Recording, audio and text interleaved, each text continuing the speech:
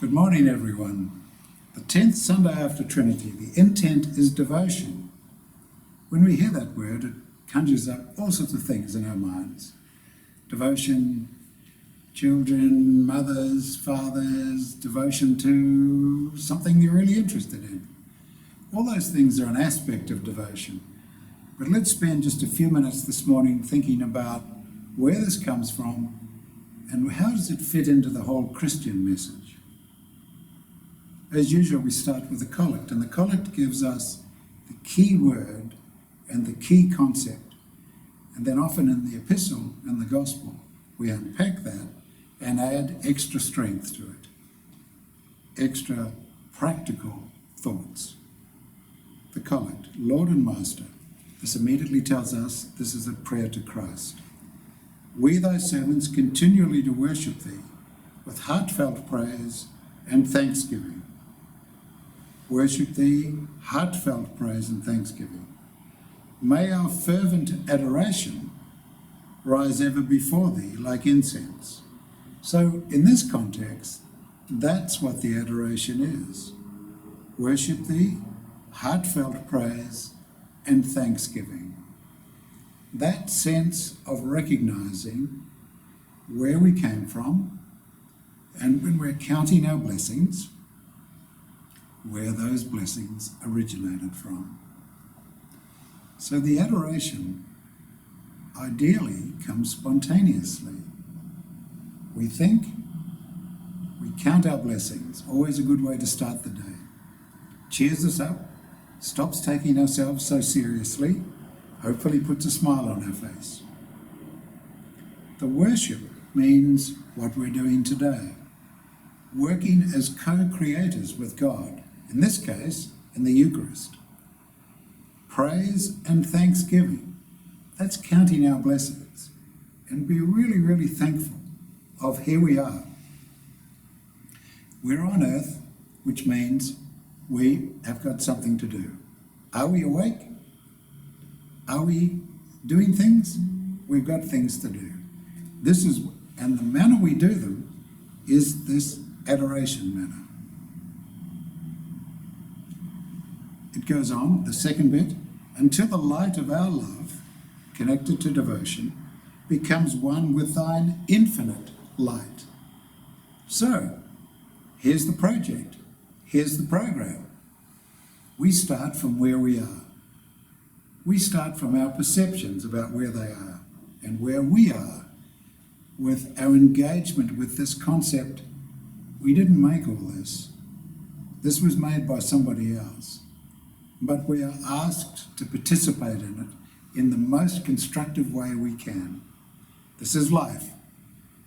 And the way we do that then, praise and thanksgiving increases the adoration, increases the love, and increases the light in our hearts.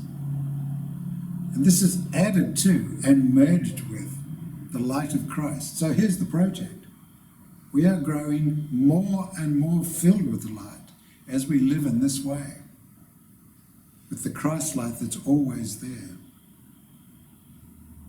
And then the epistle, Kathy read this morning, it's from the Revelation of St. John. Lots of difficult language in this, but it's like a dream, and not all dreams are straightforward. Dreams are not like a shopping list or cleaning your shoes. You've got to think about what's behind it. You've got to just let the words rest in your heart for a little while and see what comes of it. It starts, I saw, as it were, a sea of glass mingled with fire. Now, this is somebody writing 2,000 years ago. If I said to you, I saw this really good TV program the other day, and it started off with a sea of glass mingled with fire, you'd say, oh yeah, I saw that one, it's quite good. You wouldn't bat an eye. We've got all sorts of special effects. We've got virtual worlds. We can live in a virtual world. This is all part of our world. But this is a person experiencing these things in a different state of consciousness. In our everyday state of consciousness, we can watch those things and see a sea of glass mingled with fire. In a waking consciousness, it doesn't make much effect, doesn't change us, doesn't wake us up. When we're in an elevated state, then it means something. When they're in the dream state, it means something. And then the epistle goes on, and it talks about getting victory over our shortcomings. And at the end of that passage, it talks about having harps of God. The harps of God then connect to something tangible. When we do anything, it always accumulates something in our presence, something in our makeup. When we're working on this particular way, this devotional way that we're talking about this morning, it leaves its own mark. And the symbol that he uses is the harp, someone who's singing and praising God.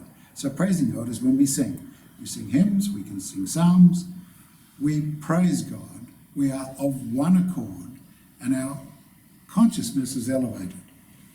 You can't sing a hymn if you're doing it enthusiastically and not have your mind changed, not have your heart changed. It's impossible. It just changes. The singing together, the words, all comes together with the harmonies and the music. So that the epistle goes on, just and true are thy way, thou King of saints, recognizing where this basic law comes from. For thou only art holy, and all nations shall come and worship before thee, for thy judgments are made manifest. So this is talking about a way of life we don't see on the planet at the moment. Our leaders don't necessarily behave like this. But this is talking about really how the world should operate as best it can in the way of the Lord. So it's very complicated, or it's not. It's very simple, or it's hard to do. It depends on how we approach it. From our side, we can make it very simple. We can just live our lives in this sense, thinking of adoration, of in our hearts, silently, just saying to ourselves, counting our blessings, this is the way of the Lord. This is the way of the Lord. And then the gospel is from St. John about Jesus talking to a woman from Samaria. Now, Jews and people from Samaria did not talk to one another. They had all sorts of history in their past, and everybody sort of remembered it all. Just like, for example, in the Troubles in Ireland, everybody remembered it all from all those years ago. And then the Scots think about the English and all that sort of thing. So when we go on remembering all these things, it's very negative. At Anzac Day, we're not remembering to hate our enemies.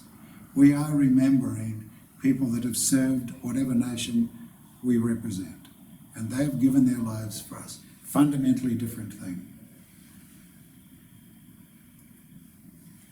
Before this passage from the Gospel, Jesus had spoken to the woman of Samaria and had perceived that she had had 4 or 5 husbands beforehand, and the man she was living with was no longer a husband.